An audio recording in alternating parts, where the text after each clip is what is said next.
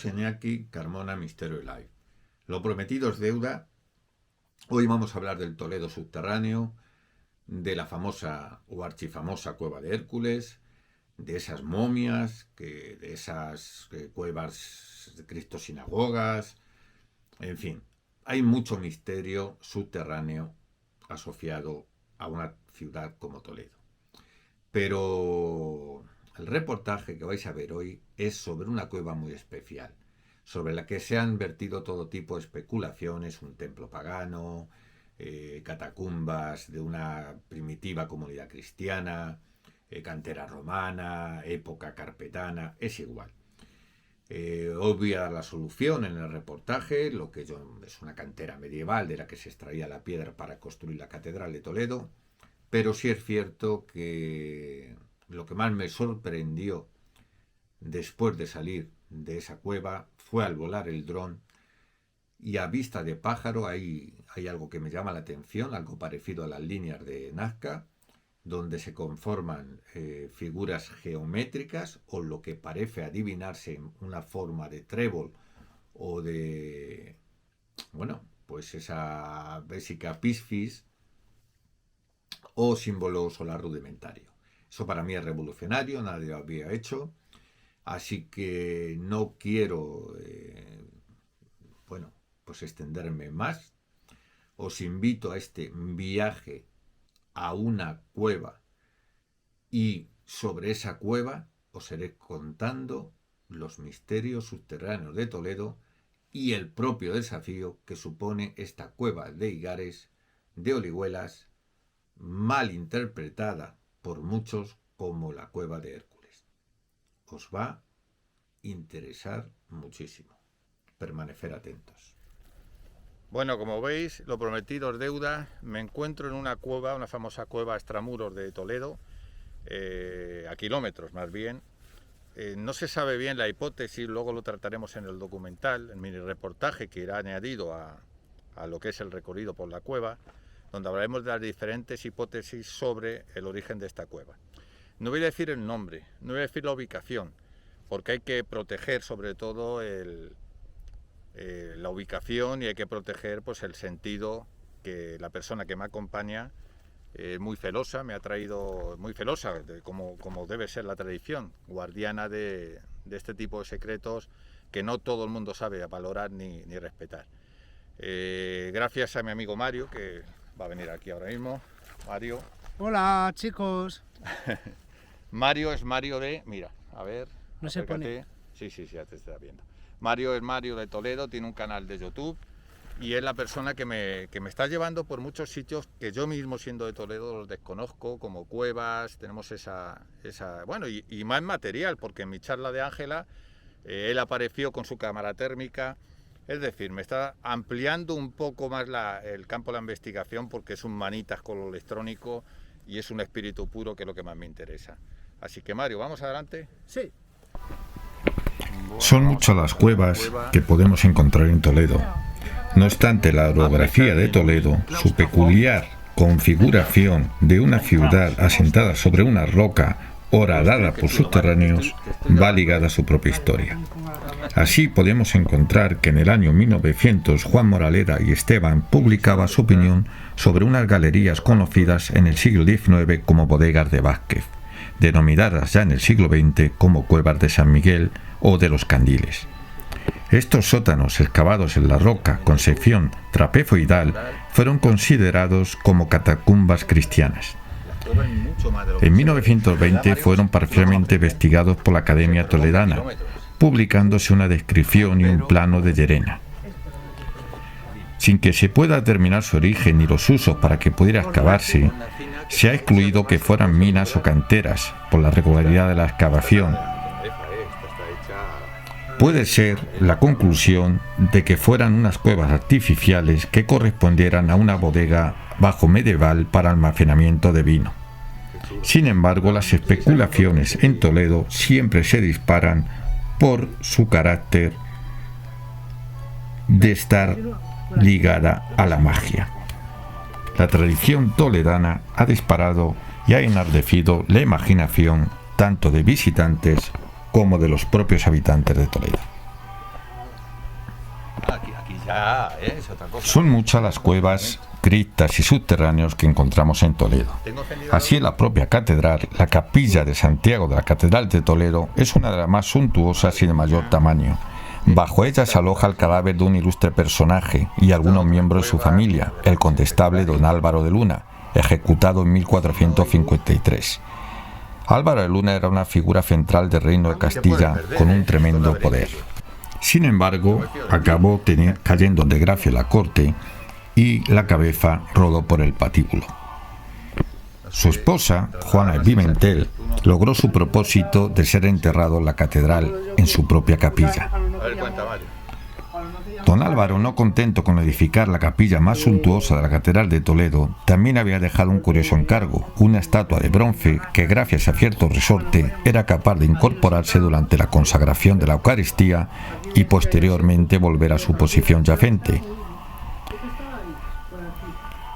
Este artilugio, mandado construir por el condestable de Castilla y maestre de la Orden de Santiago, fue considerado como un elemento herético y mandando retirar, según dicen algunas crónicas, por la propia reina Isabel de Castilla, como algo heterodoxo. Pasó el tiempo y en 1808 el maestro de cantería Luciano Martín Forero recibió el encargo de la obra y fábrica de la catedral de bajar a la cripta de la capilla y con ayuda de algunos peones revisar la bóveda y reparar desperfectos. Con no pocos esfuerzos lograron los operarios mover la pesada lápida que cubre el acceso a la cripta y prepararon faroles de aceite para alumbrar la oscuridad que emanaba del agobiante y húmedo espacio que se abría bajo sus pies. Bajo la atenta mirada de numerosas personas que allí se dieron cita, para la apertura por primera vez desde el siglo XV de esta cripta, uno de los peones comenzó a defender los escalones seguidos del resto de la comitiva. Luciano, que bajaba en segundo lugar, había escuchado viejas historias sobre estatuas yacentes que se incorporaban, pero que fueron retirados por la reina Isabel. Los temores de Luciano se vieron confirmados cuando al bajar dio un alarido, pues ya vio en una mesa sentado separado del cuerpo don Álvaro, cuya cabeza estaba depositada en una mesa y varios personajes sentados en derredor de ella. Continuando con nuestro itinerario, en el Pago de los Figarrales, a escasos 3 kilómetros del casco histórico, se levanta la ermita Nuestra Señora de la Bastida, un enclave único y puede que desconocido. Existen testimonios que apuntan a que en estos cerros se fundó el primer convento franciscano ya en el siglo XIII. Era el rey Fernando III de Castilla, canonizado 4 siglos y 20 años después de su muerte por el Papa Clemente, cuando en 1230 los franciscanos se establecen en Toledo. Muchos conocen el Pinar de la Bastida por la romería que la hermandad celebra cada segundo domingo de mayo. Allí se encuentra la cueva en la que pasó largas temporadas la ermitaña y beata Mariana de Jesús, siglo XVI-XVII, o la cripta en la que se conservan pinturas murales y grafitis que los peregrinos que durante el siglo XIX acudían a la Bastida como lugar de peregrinación, encontraban en esos espacios unos lugares que no dejaban indiferente al visitante. A la cripta se accede desde una trampilla a la zona del altar. Allí se asegura que existe una energía especial, lo que convierte al cerro en uno de los puntos mágicos de la ciudad. También en la cercana cueva, donde la beata Mariana, protagonista de muchos prodigios, pasó meses haciendo oración y penitencia. Para acceder a la cueva de la beata basta con salvar los escalones que conducen al primer habitáculo levantado sobre los muros de la mampostería. Hay que decir que a la derecha se encuentra la cavidad original de los restos espirituales de la beata. Dicen que la roca tiene propiedades curativas. Yo que he visitado dicha cueva puedo aseverar y asegurar que es un lugar con mucho poder y con una energía que a cualquier persona que vaya con un estado de predisposición va a intentar y va a notar de una manera que solo el irracional y desde la espiritualidad uno comprende. Ya en el altar de la iglesia cercana, en la propia ermita al lado de la epístola, existe una trampilla que da acceso a una cripta. En la bajada llama la atención una pila pequeña de agua bendita empotrada en la pared. Al igual que en la cueva de la Beata, en esta existe un altar en el que probablemente se celebraba la Eucaristía. Las paredes están decoradas con pinturas murales. Entre los prodigios de esta santa, se cuenta que una persona desahuciada de un carrotillo, estando en el último de la vida, le sanó con un abrazo suyo. En otra ocasión visitó a una señora que estaba preñada y en ella los médicos decían que tenía muerta la criatura, y haciendo una señal de la cruz sobre el vientre, la criatura se movió y le dijo que pariría bien, cosa que sucedió.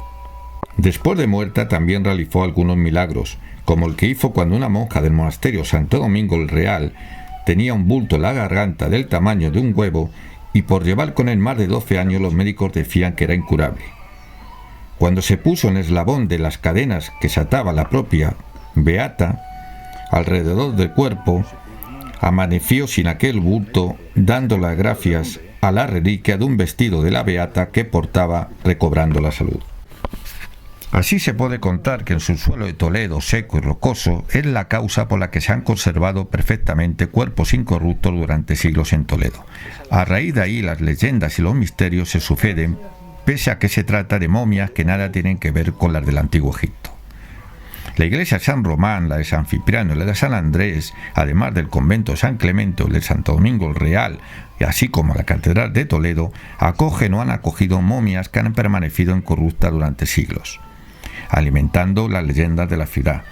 Dicen que precisamente en la iglesia de San Román estaba la momia de Bartolomé Lorenzo de Guzmán, un sacerdote jesuita que murió en Toledo y que fue uno de los pioneros de la aeronáutica.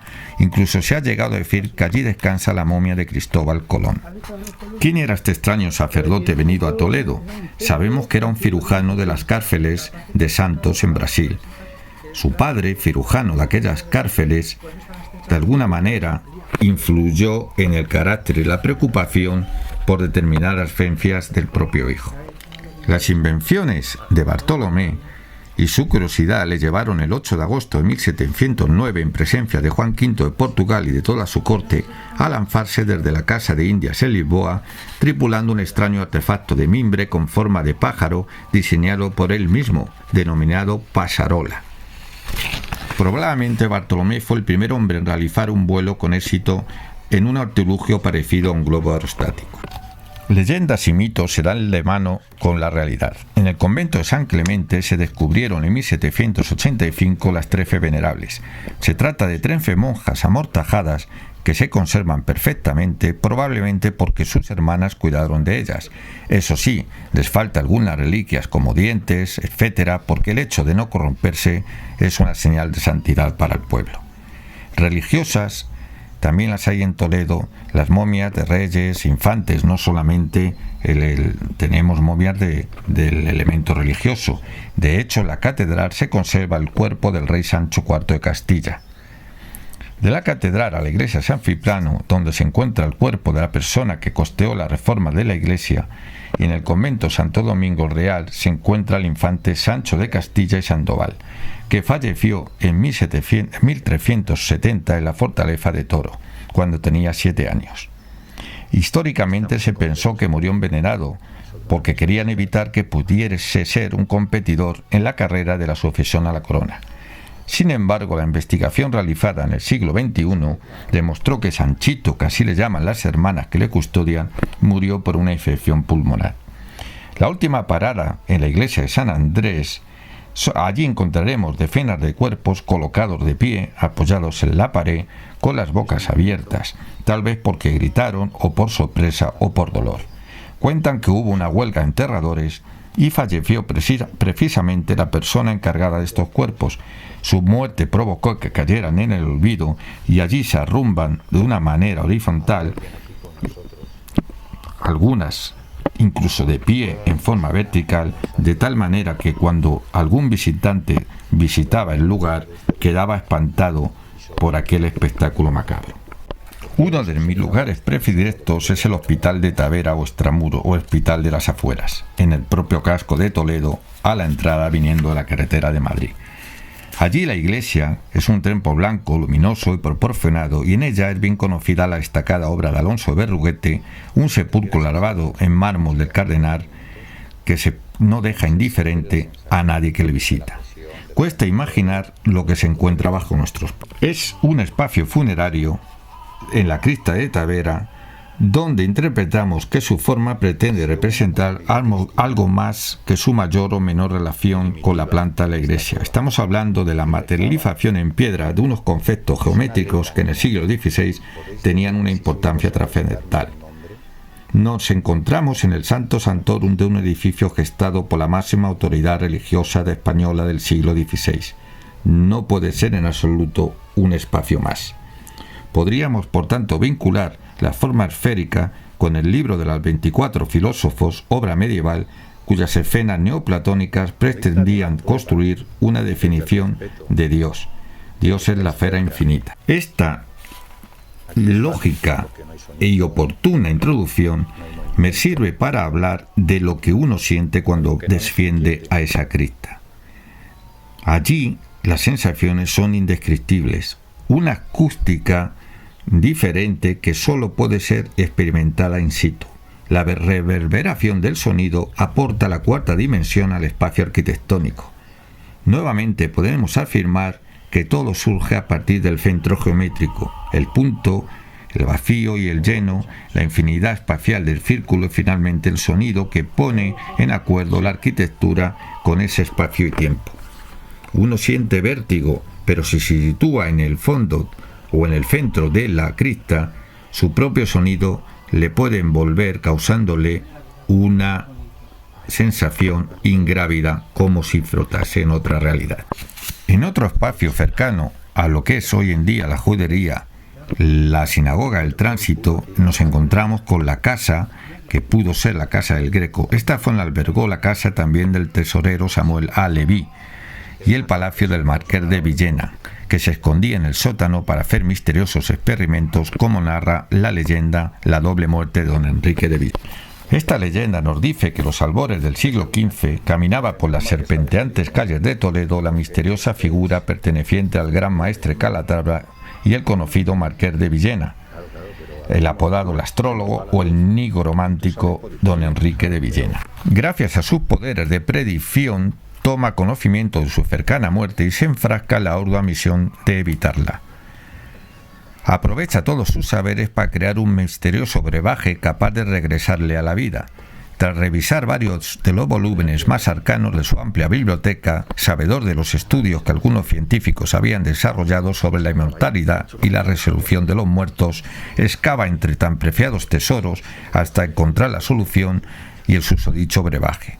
La única pega era que necesitaba un colaborador necesario, y esta misión recalará en su fiel criado negro. Le explica sus objetivos y le avisa que no debe informar a nadie de tan lastimosa noticia. Tras asegurarse de su muerte, debía trasladar sus restos a un cuarto y sobre la mesa del laboratorio trocear su cuerpo en fragmentos más pequeños que una onza, después introducir los restos en una cuba o matraz y transportarlo a la cuadra para enterrarlos en lo más profundo de un montón de estiércol de caballo para mantener caliente el preparado. Durante los 9 meses siguientes tendría que ocultar la muerte de su señor, debiendo impedir la entrada a la casa a cualquier persona y disfrazarse como él para caminar diariamente por las calles de Toledo e ir a la misa de 8 de la mañana. Pocos días después de esta extraña reunión, le llega la muerte a don Enrique, empezando las labores del criado que cumple con diligencia. Se habitúa a tomar su identidad, se suma la confianza y llega a cometer el inevitable error que al pasear por una plaza se encuentra con un sacerdote portando el viático, incumple la costumbre de arrodillarse y uno de los vecinos con tal indignación le desprende el sombrero de un manotazo, quedando visible su auténtica personalidad. Ante las dudas de que se haya cometido algún delito, le conducen al Santo Oficio. En los sótanos de la Inquisición es torturado hasta conseguir su confesión. Se dirigen a la casa de don Enrique y rebuscan entre el estiércol hasta dar con el matraz. Abriéndola se encuentran con una gran sorpresa. Llenos de horror, observan que contiene una especie de embrión con una forma vagamente humana. Con este terror atroz, el inquisidor ordena acabar con tal abominable ser y dar muerte por segunda vez al pobre don Enrique de Villet. Otra interesante cueva es la de la calle San Miguel, que nos conduce a la iglesia del mismo nombre y que es contenedora de un convertizo en la zona. Justo enfrente de su entrada principal se encuentra la famosa Casa del Duende, cuya leyenda se refiere a que en la Edad Media la clase de personal que accedía a ella, entre otros agoreros, brujas, hechiceros y celestina, la hizo de salir ardiendo una noche, arrasando el edificio según dice la tradición.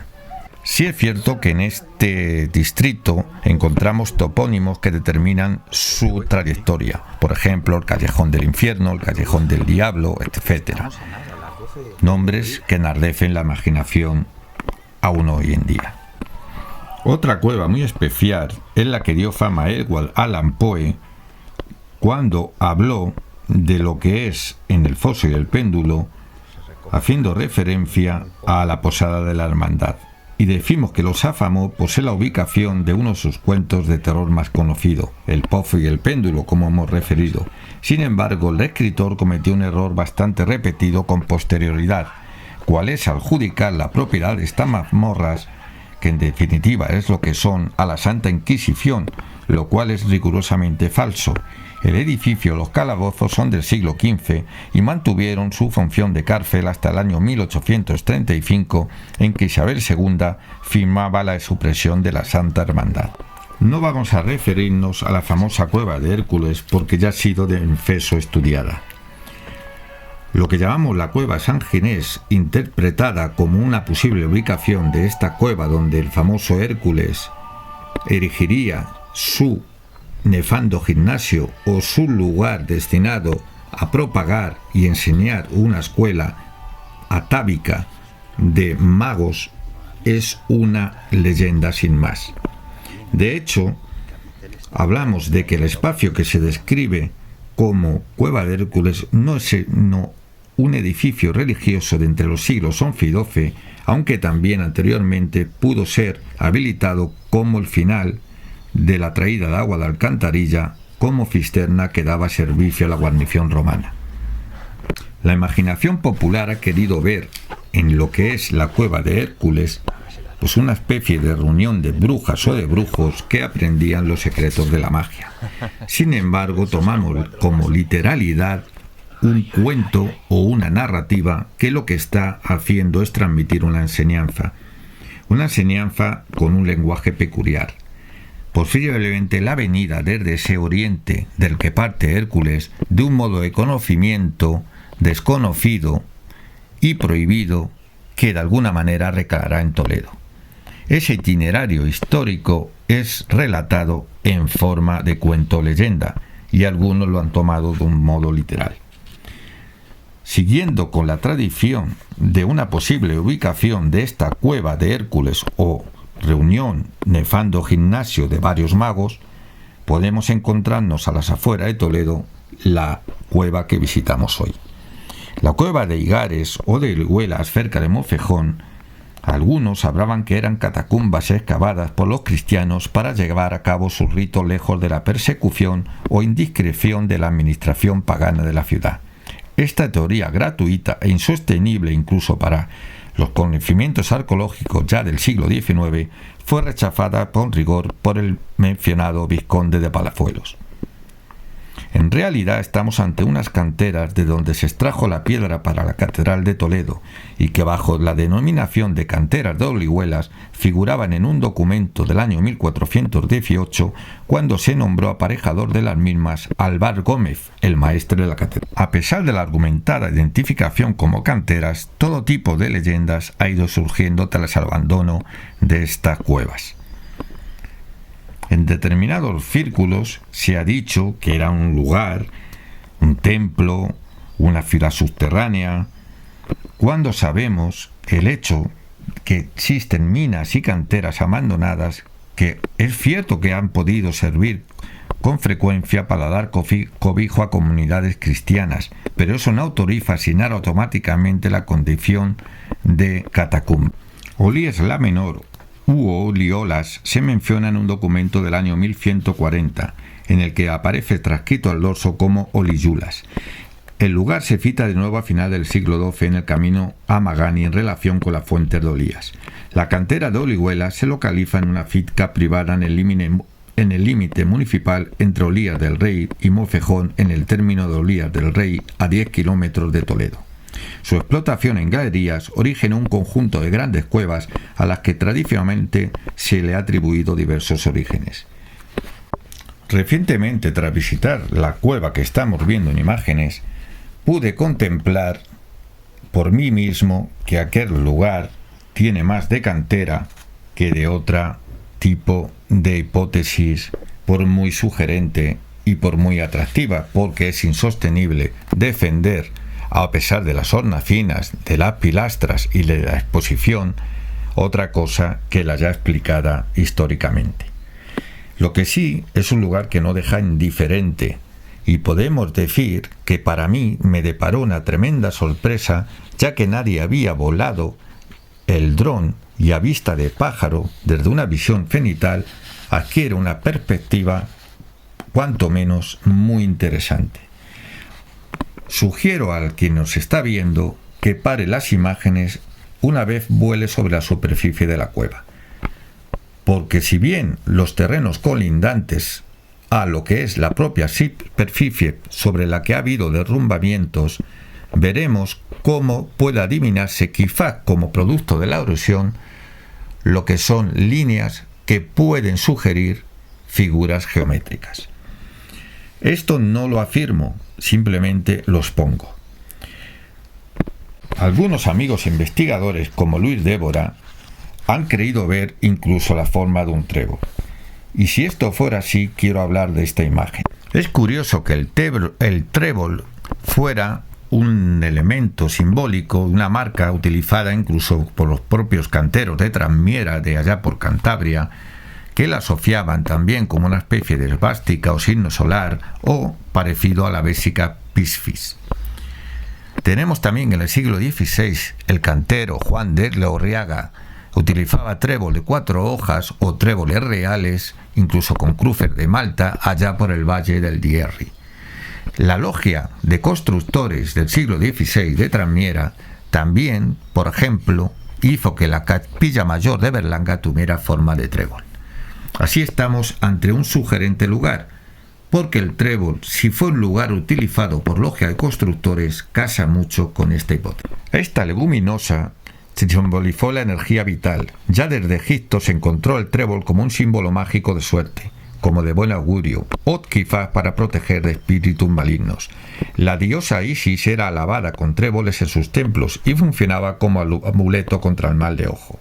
Desde los albores del cristianismo, por lo tanto, el trébol de 3 hojas simbolizó a la Santísima Trinidad.